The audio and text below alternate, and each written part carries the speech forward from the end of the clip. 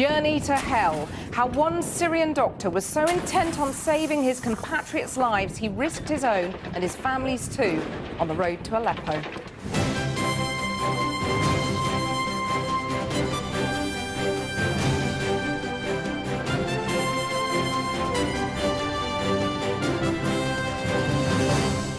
Good evening. Millions of Syrians have fled the war that has engulfed their country. One man, Dr. Hamza Al-Khatib, has journeyed in the opposite direction, towards the besieged city of Aleppo, taking his wife and 6-month-old baby with him. He tells us exclusively how he was driven by a passion to save the lives of his fellow citizens facing daily bombardment. But in doing so, he knew he was taking a dreadful risk himself. Tonight, that risk is more acute than ever. There's fierce fighting as the rebel forces say they're close to breaking Assad's siege. Also tonight, the Black Lives Matter movement in the UK steps up its protests. What do we want? Justice! When do we want it? Now! If we don't get it, shut it down! We witnessed campaigners disrupting holidaymakers on their way to Heathrow Airport. They called for justice for black people shot by police or who've died in custody. Some drivers didn't appreciate the disruption. In America, where the Black Lives Matter campaign was born, police released footage for the first time of their shooting of an 18-year-old African-American whose death sparked protests in Chicago. After the resignation of Dame Lowell Goddard throws the inquiry into child sexual abuse into disarray, there are calls for a review of the whole process. And he was disbarred from the UKIP leadership campaign earlier in the week. Now this programme is told that Greater Manchester Police are looking into allegations of fraud against Stephen Wolfe. Also tonight, have the resignation honours brought dishonour on Her Majesty's government and opposition? As David Cameron is accused of handing out gongs to a chipping Norton chumocracy, Labour's deputy leader criticises the only peerage Jeremy Corbyn promoted for the civil rights campaigner, Shami Chakrabarti. But of course, the fact that she's been appointed to the Lords in this way lends her open to that attack, and that's a great shame. But I think her personal conduct is, has always been, exemplary. The world has watched, seemingly powerless, as President Assad has laid siege to Syria's second city. Families have been trapped, food is in short supply, hospitals demolished. Now, opposition forces in Syria are close to breaking the siege. The gains came as government forces and their Russian allies killed at least 18 people today using barrel bombs on rebel-held areas. The Russian Foreign Minister, Sergei Lavrov, accuses the rebels themselves of using chlorine gas. 2 of the barrel bombs containing chlorine hit the Al-Fardos district, an area where the fighting appears to be concentrated to the southwest of the city. But the rebels have clashed with government forces in a number of other areas. Video posted on social media claims to show rebels firing on unidentified positions on the edge of Aleppo. They're heavily armed and have tanks and armoured vehicles. Now there are fears of another humanitarian crisis as many of those trapped by the renewed fighting try to flee Aleppo. Dr. Hamza Al-Khatib is a doctor who lives and works in the midst of the destruction of the war-torn city. While others attempt to leave the besieged city, he, his wife and child have gone in the opposite direction, heading back into danger towards his home to help those in need. Their journey amid shelling and gunfire meant crossing the notorious Castello Road on the northern edge of Aleppo, and it's known as the Road of Death for good reason. There have been dozens of deaths along the route in the past months. Over the coming days and weeks, we will be attempting to give an insight into the horror inside Aleppo. But tonight we begin with Dr. Al-Khatib's perilous journey back into the city. He was one of the last people to cross back into Aleppo before the siege took hold. A journey like no other. One of the most dangerous roads in the world, heading into one of the most dangerous cities. Among the passengers, the doctor, his wife, and their baby girl.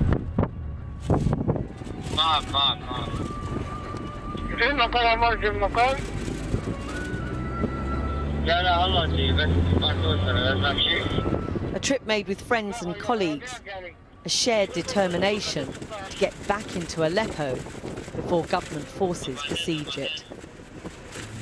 The travel reports something quite different on this trip.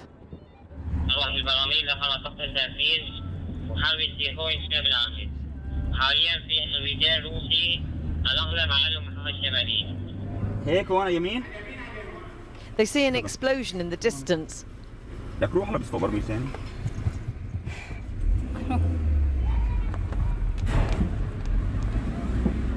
There's a moment of alarm, نقطة برميل صغير. but they keep going. انزل انزل.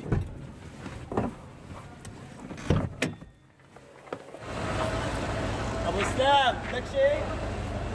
They change cars for security and pick up another doctor on the way.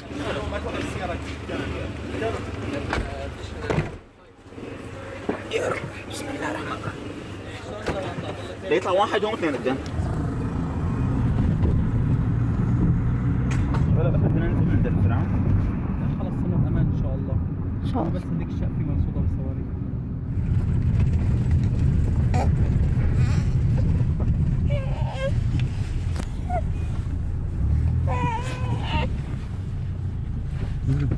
يلا يا شباب. إيه وصلنا. On the outskirts of the city, the most treacherous part of the journey yet.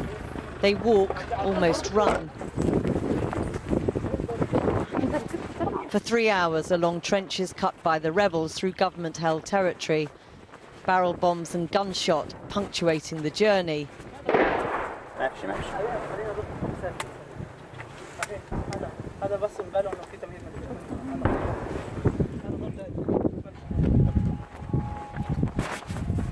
The hurdy-gurdy noise of a children's toy to keep young Sama amused. هاي لعبتك يا ماما هلا وقتها.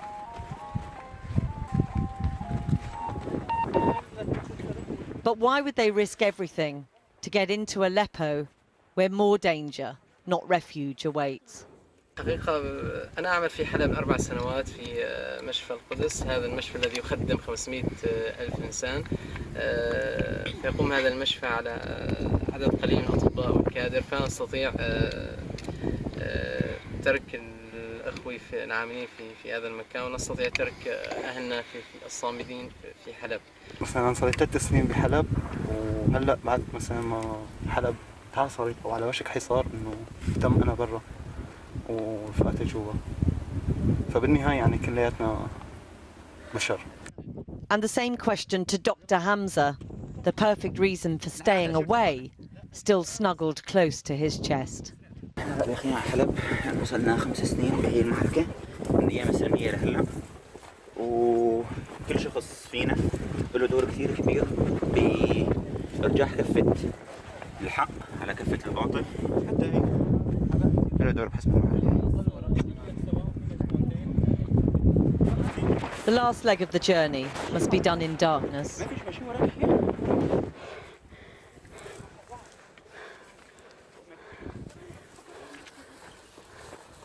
من وين هلا؟ سيو يلا يا ماما.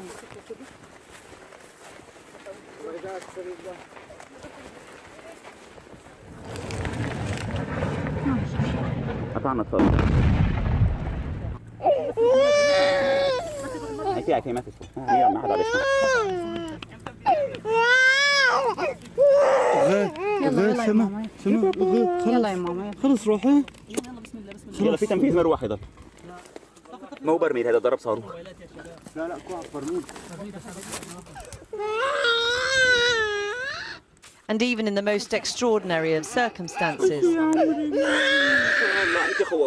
يلا يا ماما يلا معلش. the most ordinary of parenting ploys seems to work. سما سما سما سما صيصان شو حلوين. عم بيدوروا حول مبسوطين، شربوا مي قالوا حي، حمدوا رب شكروا رب مبسوطين. ان شاء الله يا بابا. ليش الحمد لله على السلامة يا شباب. الله يسلمك يا رب. وصلنا حلب. بدي ريد بول جياري. Reaching home, and there is relief beyond measure. الحمد لله على السلامة حكيم. الحمد لله على السلامة. A strange cause for celebration, perhaps, when home is a shattered city under siege and under attack. But surviving each day may be reason enough.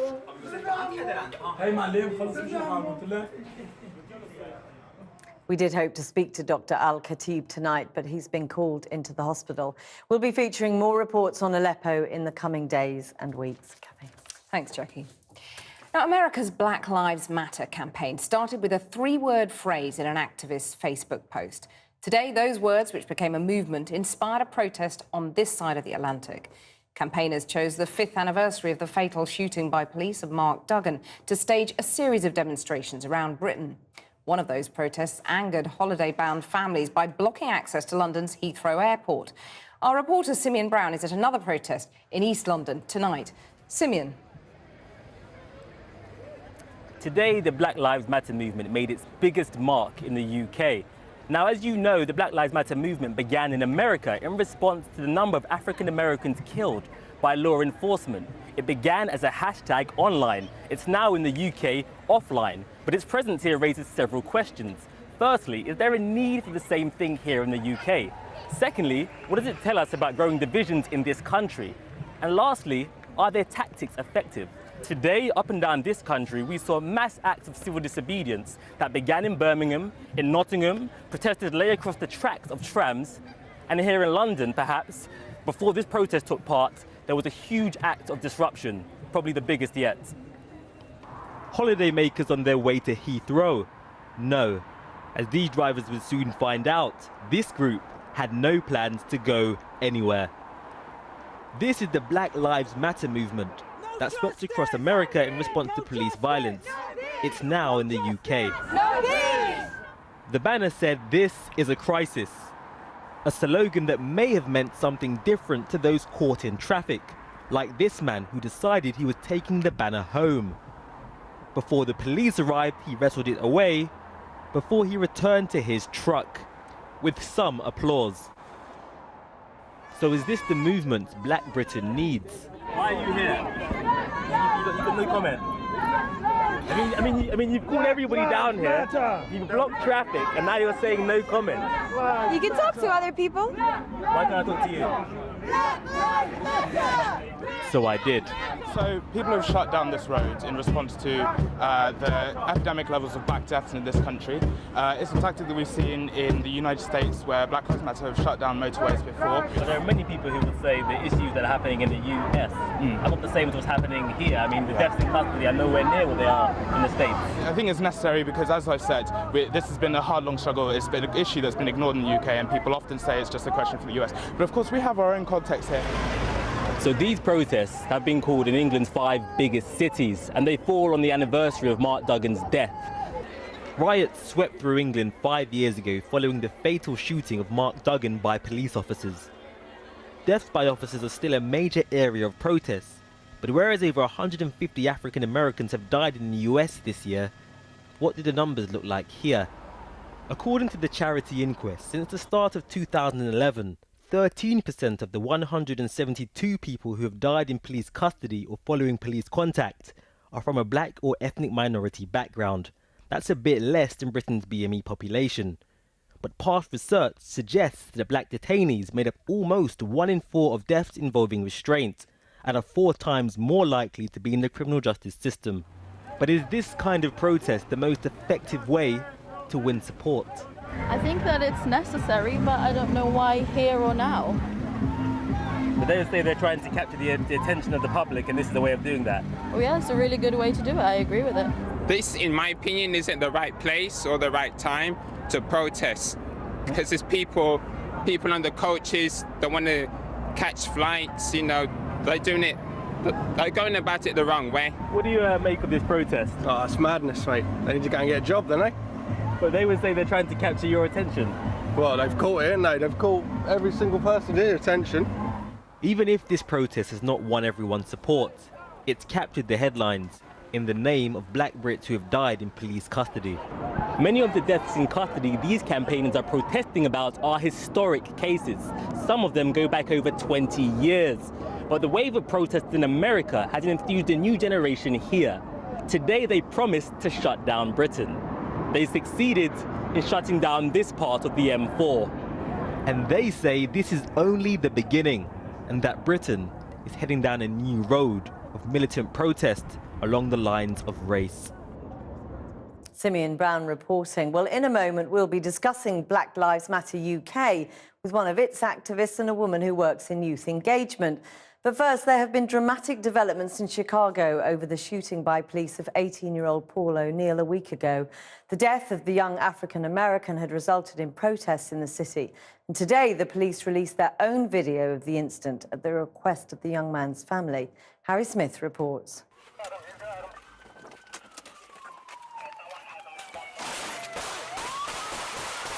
It was the deadly end to this car chase, which led to yet another police shooting, which has shocked America. Pictures taken from police body cameras have been released just days after the incident. It ended with the death of 18-year-old Paul O'Neill.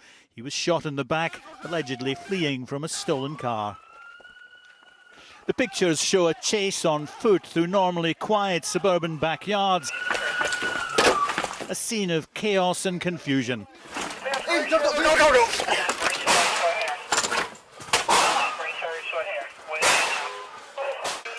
Your hands behind back! Shoot at us. Hey, you okay? 464 emergency. Can we get EMS? One policeman asks another, "They shot at us too, right?" The officer who opened fire says, "I shot at the car after it almost hit you. He almost hit my partner." You shot too? Huh? You shoot? Yeah. You? And they shot at us too, right? One. I shot at the car after it almost hit you. The family of the man who died viewed the pictures along with their lawyer, who said they just watched the execution of their loving son. Because what I saw was a cold-blooded murder. It was a cold-blooded killing. You don't even shoot, and you shouldn't shoot dogs that are running away. The pictures have been made public by the Independent Police Review Authority, which is charged with investigating police misconduct. Campaigners say not all the images have been made public, but investigators say it will form only part of their inquiry, which is now going on. Well, I'm joined now by Adam Elliott-Cooper, who's an activist with Black Lives Matter UK, and by Aziza Francis, a former regeneration officer with Lambeth Council and a youth engagement specialist. Adam, let me start with you. I mean, that Chicago footage that we've just seen is truly shocking. Can you imagine anything like that happening here? I mean, it is very, very harrowing footage, and I really wish that there was this kind of footage when Mark Duggan was shot, when Jermaine Baker was shot, when Azelle Rodney was being shot, in the hope that we wouldn't have to go through the very long inquiry process that we have had to, and the families had to struggle as long as they have had to in order to try to get justice for those killings. Well, you mentioned those killings, but if you look at the figures, in the States, 156 black men and women killed so far this year by the police. Shocking number. One here in the UK, one too many, sure, but isn't a different campaign needed here? Certainly, and a different campaign is taking place here. In the last 8 months, 3 black people have died at the hands of the states, perhaps more.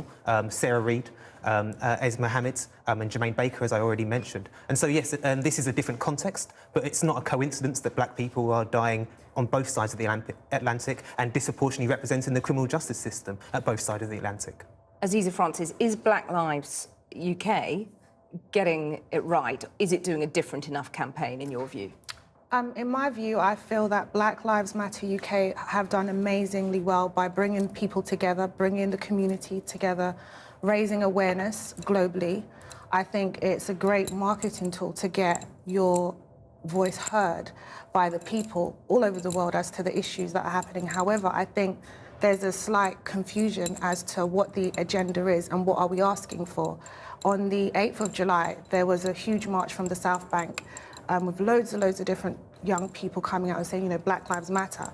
Black Lives Matter UK and that march are two different people organising it. And I think we just need to be very clear about what is it we're asking for and what changes we would like to see, what policies we would like to see being made. And also... Well, what do you want to ask for? What do you want to ask for that Black Lives Matter UK is not asking? I would love us to be more educated about what's happening, not just in the US, but here within schools. I think it should be a part of the curriculum that young people are educated about the issues that have come up of recent, so they're made more aware, and banking and knowing about economics.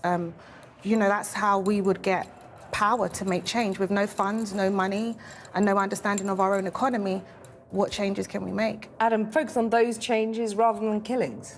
I think there are a number of different issues. The first, of course, are the killings at the hands of the police. And the other are issues relating to immigration, which is why we had the protest at Heathrow earlier this morning. So we have cases such as Lukman Okosi, who's facing deportation at the moment back to Nigeria, where he faces almost certain death due to health complications. And there's also a third issue as well, which is kind of wider issues of racial inequality. So many people involved in the Black Lives Matter network work in education, or are youth workers, or advocates, and those types of things as well. But Aziza says Black Lives Matter UK should be described as a marketing tool. Is it any more than a fashionable hashtag? I would say that the three words Black Lives Matter are very powerful. Is a very powerful slogan that captured people's emotions. That's in a because really... Black lives do matter. But when we're talking about Black Lives Matter UK, we need to be clear about what are we asking for.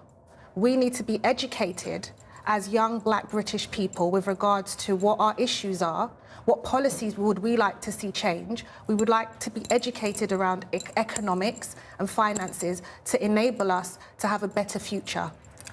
As we speak, people are gathering in East London in a mass protest that's, where breakout groups are having educational sessions with young people, old people, Black... But who knows about this? This isn't trending. These sessions and groups are currently not trending. So I mean, they're not getting the publicity? Yeah, they're not getting the publicity they need. So to march, that trends. To show up in peace and love and harmony, that trends, and that's great. But in terms of the action, what happens after the march? After we march, what happens next? The Black Lives Matter UK network is news to me. Black Lives Matter UK marching is separate. So I think we need a lot of support in bringing it all together and being very clear about what is it we're asking for. I think our voices are being heard. We're raising a lot of awareness, but we need to say this is what we want. These are the changes we need to see. Adam, are the tactics that you use today, are they in danger of being divisive? You know, a lot of people going on holiday, a lot of people might want to rally to your cause. They might think twice after today, perhaps. A number of different tactics have been used for many, many decades in this country. So you have organisations like the Monitoring Group, who monitor police misuse of power and police racism and other forms of racial violence. You have the United Friends and Families campaign, who take legal action through the courts to try to get justice for those who have died at the hands of the state. You have educators, youth workers, many different avenues. This is just one of many different avenues of resistance. And I think that one of the reasons it's come to this quite, perhaps you might argue, is an extreme form of radical protest is because many of these avenues of resistance have not brought about the necessary changes for the Black life and Black dignity that we all deserve to be fully recognised in this country. Adam Elliott-Cooper and Aziza Francis, thank you very much for joining me. Jackie. It's been described as the most ambitious public inquiry ever launched in Britain, and some are now beginning to wonder whether it is an ambition that will ever be realised. The resignation of Dame Lowell Goddard means the independent inquiry into child sex abuse has lost its third chairwoman in just 2 years. She's now been summoned to appear before MPs to explain her decision, as Jane Death reports. As Home Secretary, she set up the abuse inquiry. As Prime Minister, Theresa May is inheriting a legacy of failure, according to the third chair to quit, Dame Lowell Goddard. Personally chosen by Mrs May as perfectly qualified and suitably non-establishment. She said leaving family behind to head the inquiry had been incredibly difficult. But some who've taken part in the process think there's more to it, with talk of tension inside the inquiry. All I know is there are 3 heads of inquiry who have been pushed or resigned. That's a devastating effect on people. Raymond Stevenson spoke to the Goddard inquiry on behalf of hundreds of people who say they were sexually abused in children's homes in Lambeth in South London. After yet another false start, he believes someone doesn't want this inquiry to get off the ground. Dragging out the inquiry, making it unpalatable, making it uncomfortable, making those victims relive the nightmares and then putting them on hold again is part of the cover-up. And you could smokescreen it by saying the work continues, but actually the flag bearers to those campaigns, the people who are supposed to deliver justice, are not there no more. It is becoming the inquiry no one wants to lead.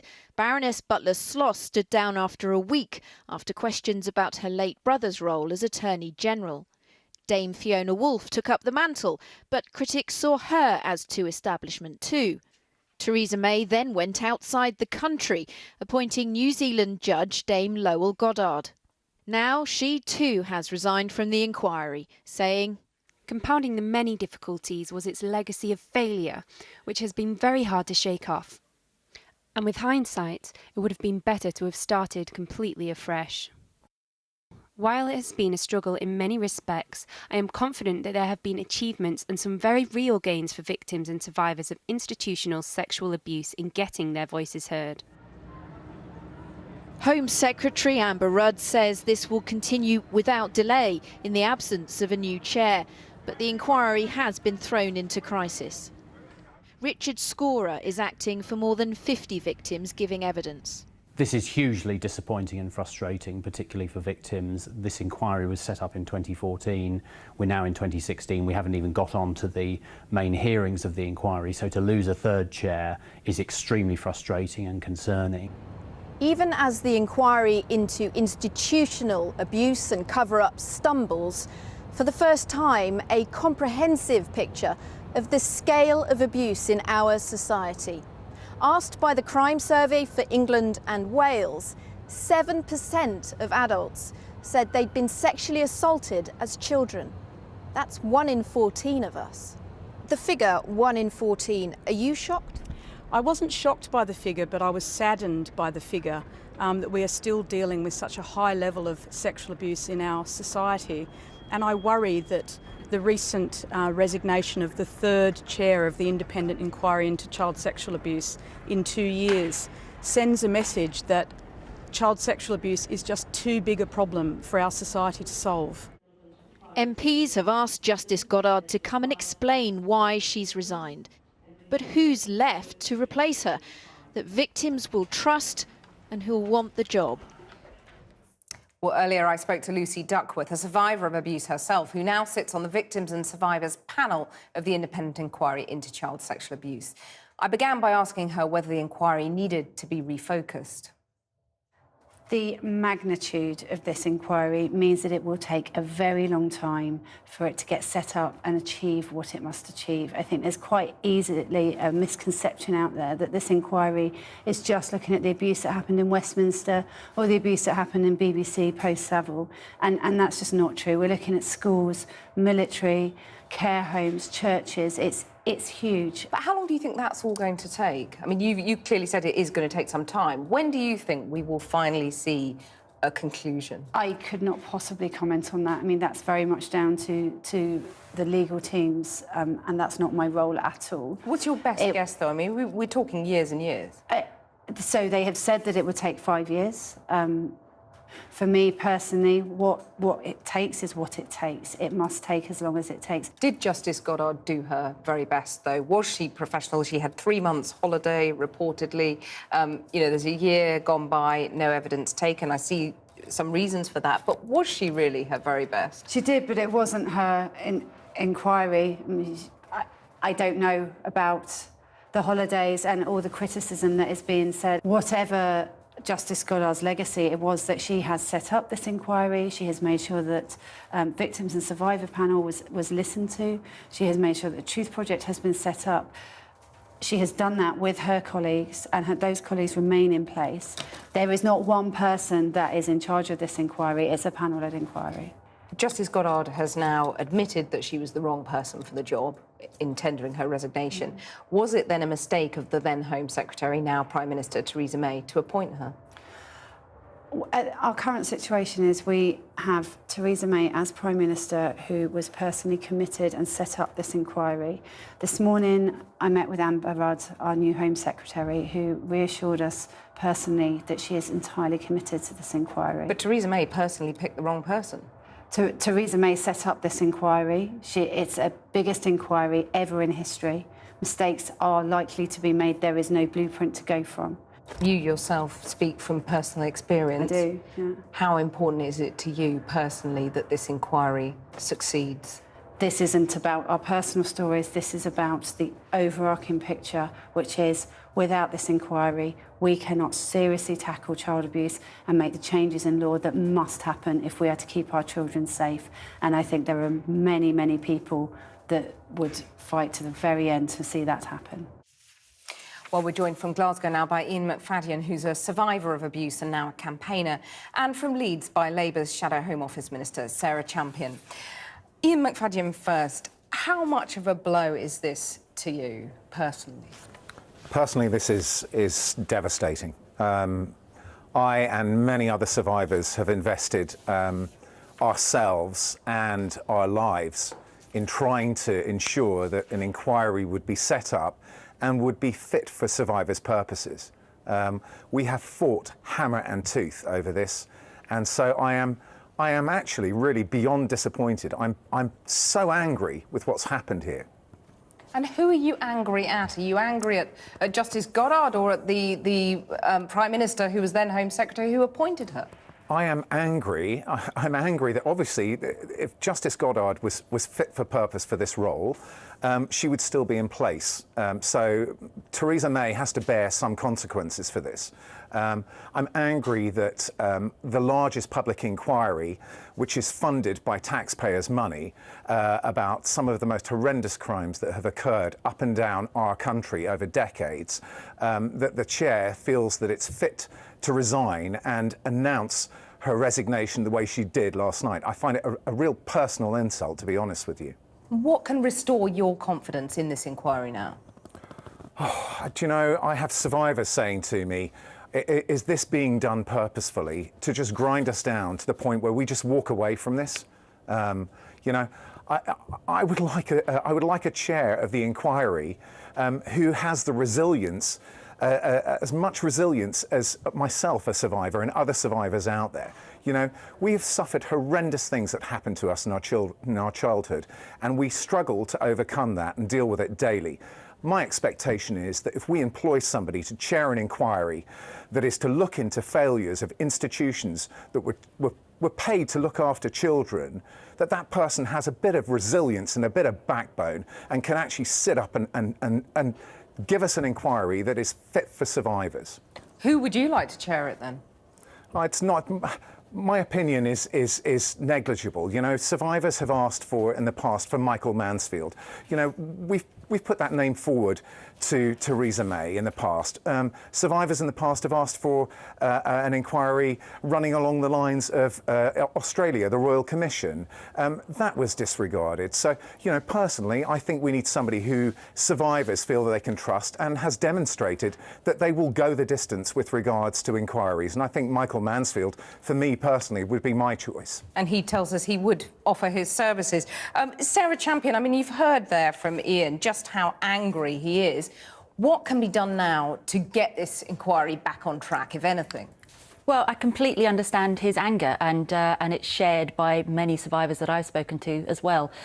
People have given an enormous amount of their time, but also their trust to this process, and I can understand completely why they're so disappointed. I mean, for me, the most important thing is this inquiry has to keep going forward. You know, for years, people have been coming forward and really trying to help and support by giving their most, you know, horrific stories that have been disregarded for years and years. They have given them to this inquiry. And if we lose the evidence that they've submitted now, we will be doing them a massive disservice. So for me, what I need the government to do is get someone who has got the backbone and who will see this through. And should the scope be narrowed? Should it be redrawn, this inquiry?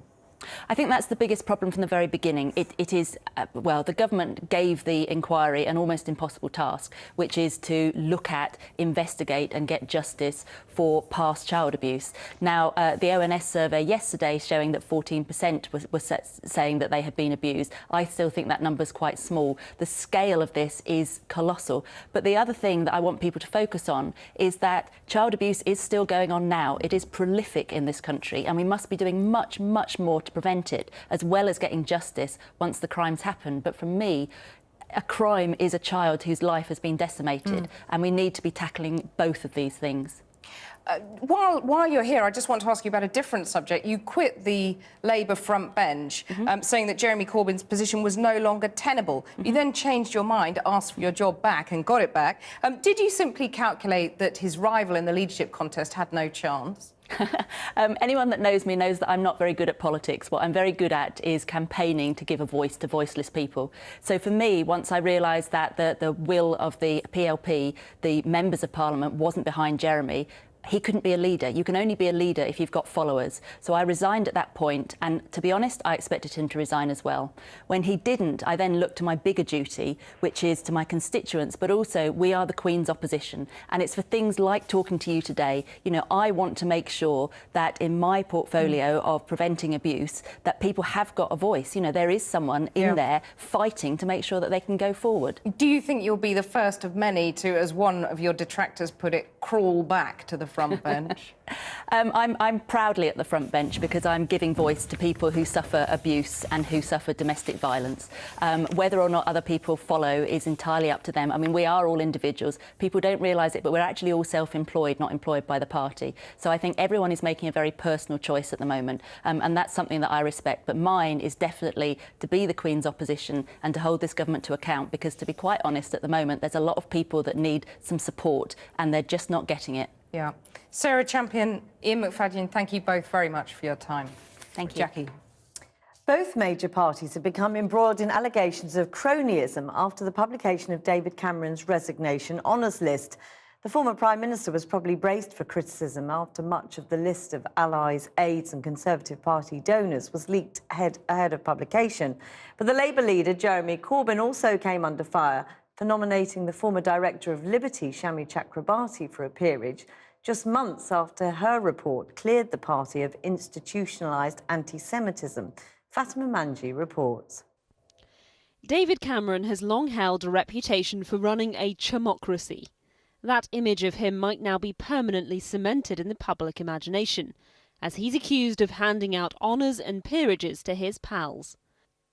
Those dubbed Cameron's cronies include his former Director of Communications, Craig Oliver, Will Straw, who ran the unsuccessful Remain campaign, and Isabel Spearman, a former special advisor to Samantha Cameron.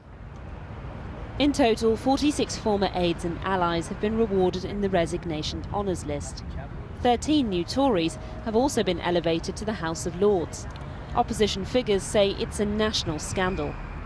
David Cameron didn't have to appoint 13 friends and allies to the House of Lords.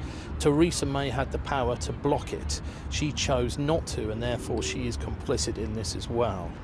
Lib Dem leader Tim Farron said the list would embarrass a medieval court. We tried to contact many of those newly honoured. They all seemed to be unavailable and even abroad. The man, soon to be Sir Craig Oliver, told us he was going on holiday. There's also been an absence of Conservative parliamentarians willing to discuss the issue. One senior Tory figure told us he believes it's inappropriate that the Lords has become a reward system for those who are inexperienced and junior.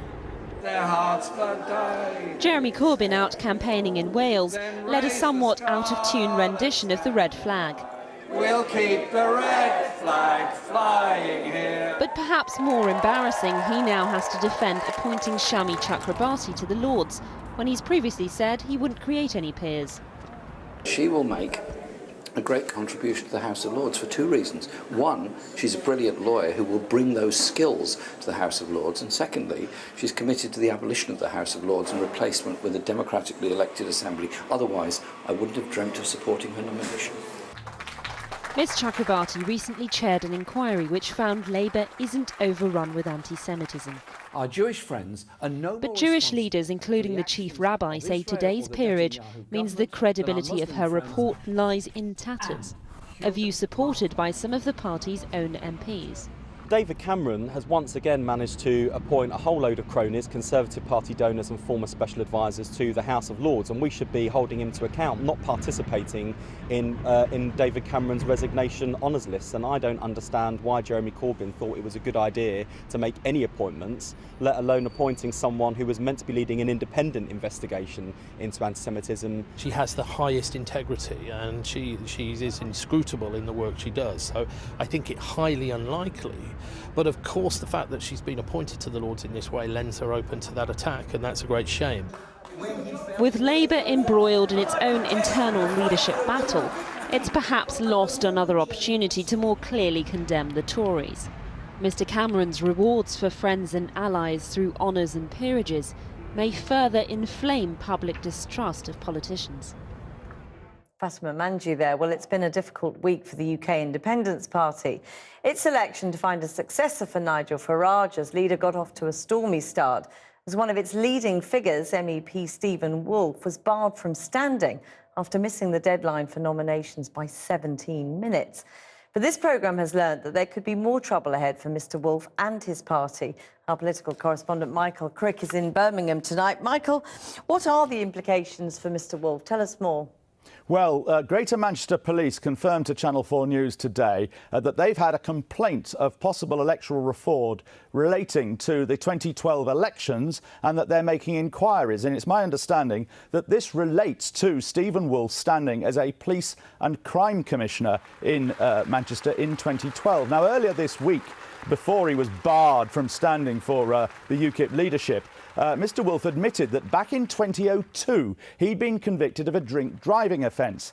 Now, the rules on police and crime commissioners are extremely strict. If you've got any kind of criminal conviction any time in your past, you're simply barred from standing. But Mr Woolfe went ahead and stood in 2012. He says he forgot about his drink driving conviction at the time he stood. So that means he could be in some trouble. The police say that at the moment they're simply making preliminary inquiries. This is not yet a full-scale investigation.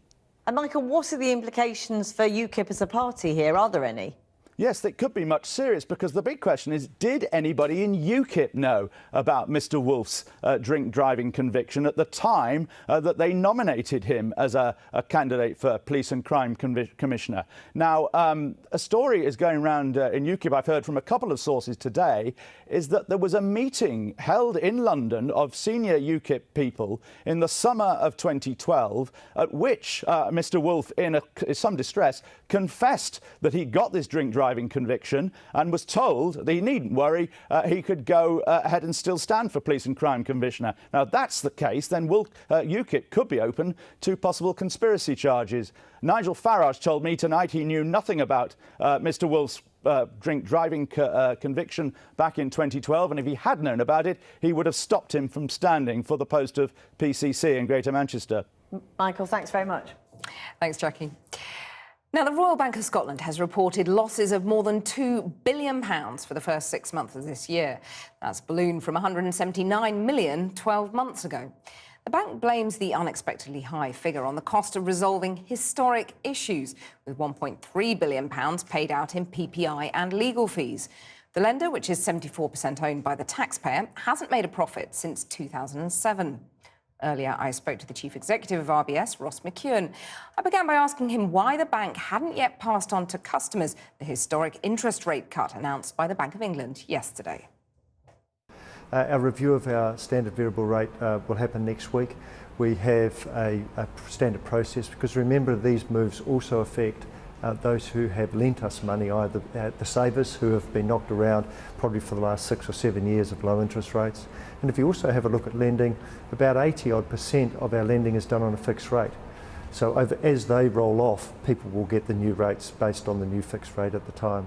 But you're in no hurry. Mark Carney said you should be writing to your customers saying you're implementing this interest rate cut. Interest rates at 0.25%, your standard variable rate 4%.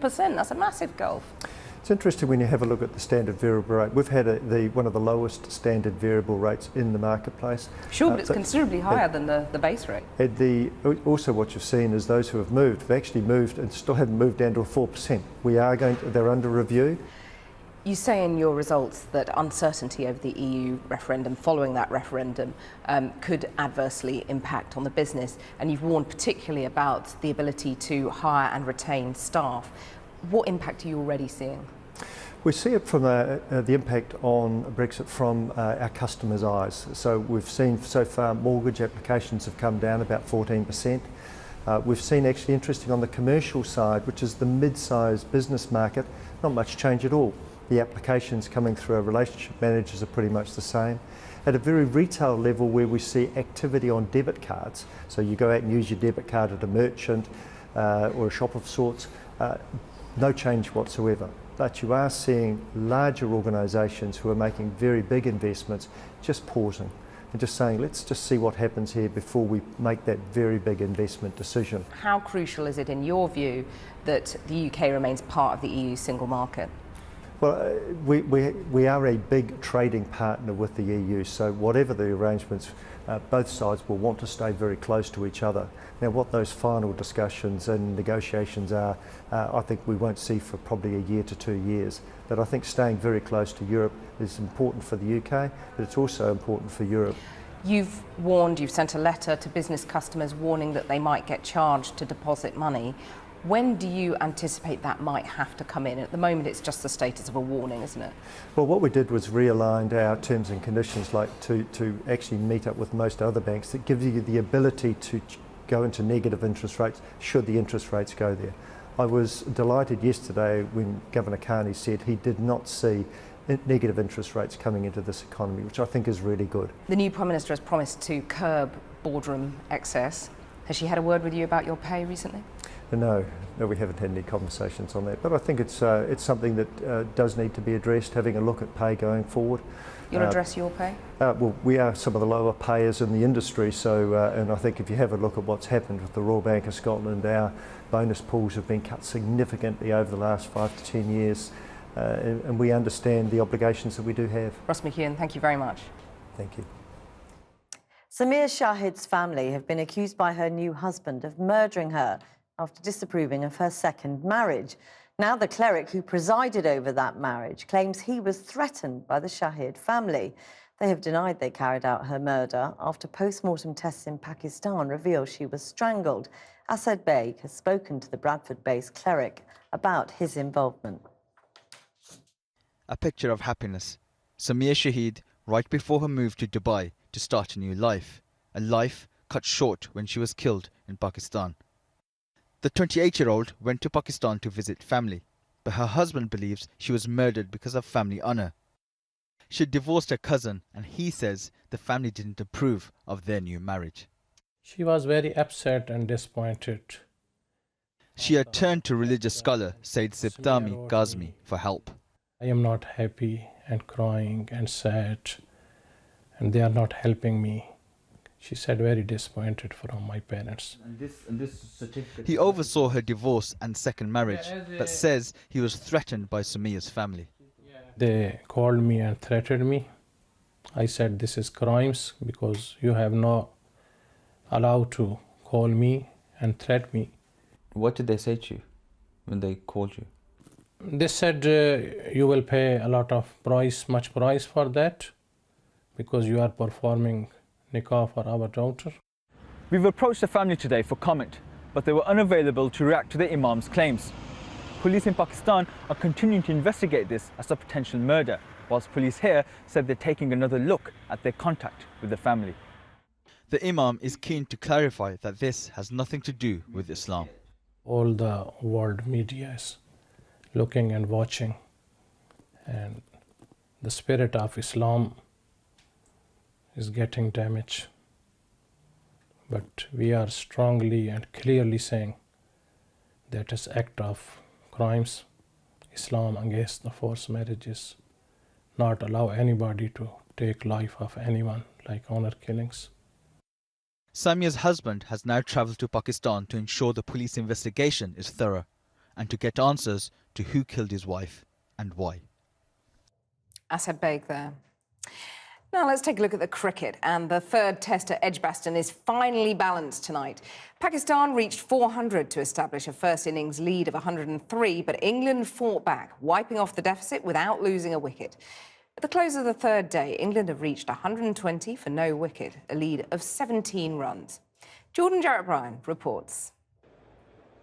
Pakistan started the day at 257 for 3, giving England plenty of work to do. It was Chris Woakes who got the hosts up and running, Stuart Broad soon following suit. Bolden, a long time on 0. Jimmy Anderson was next with the help of bat and boots. He'll be happier now. England had momentum, and at 366 for 6, they also had hope. How close is that? The finger goes up. Pakistan thought they got away with a close run-out call, but they hadn't. That is very close. The visitors were slowly racking up the runs. Lots of runs. Broad made it 9. Well, yes, up goes the finger. But they were eventually all out for 400 with a lead of 103. A successful Cook-Hales partnership brought England to 120 to lead with 17 without loss. After the break, there are 4 yearly celebration of all that's best and brightest in sport. But after doping allegations, the Zika virus and economic protests, the Rio Olympics will be starting this evening under all sorts of clouds.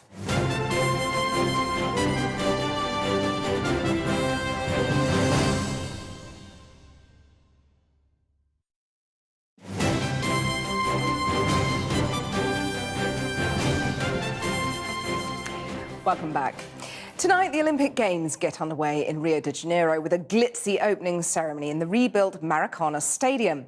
But with Brazil mired in the depths of recession, health threats from polluted water and the Zika virus, and the row still rumbling on over Russian doping, preparations have been, let's say, far from ideal.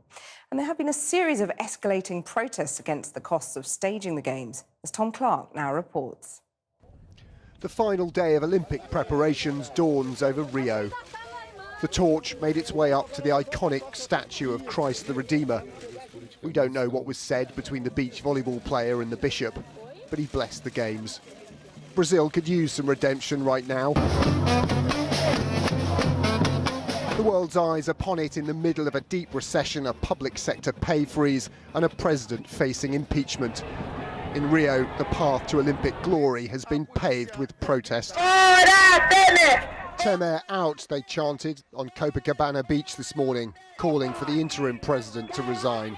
Over the last few weeks, anti-government demonstrators lined the route of the torch relay. No sign of the Olympic spirit on this leg through a poor suburb of Rio. Riot police felt obliged to fire rubber bullets into the crowd to clear the way for the torch. At least this one made it. Last week, Brazilian media reported protesters' claims that the flame was extinguished and one of the torches stolen. Either way, the torchbearers were forced back on the bus and the relay abandoned for the evening. We're here to protest, not against the Olympics, but against the way the financial resources have been used to hold the Games. The organisers used their enterprises and then they corrupted them, just to gain a lot of money.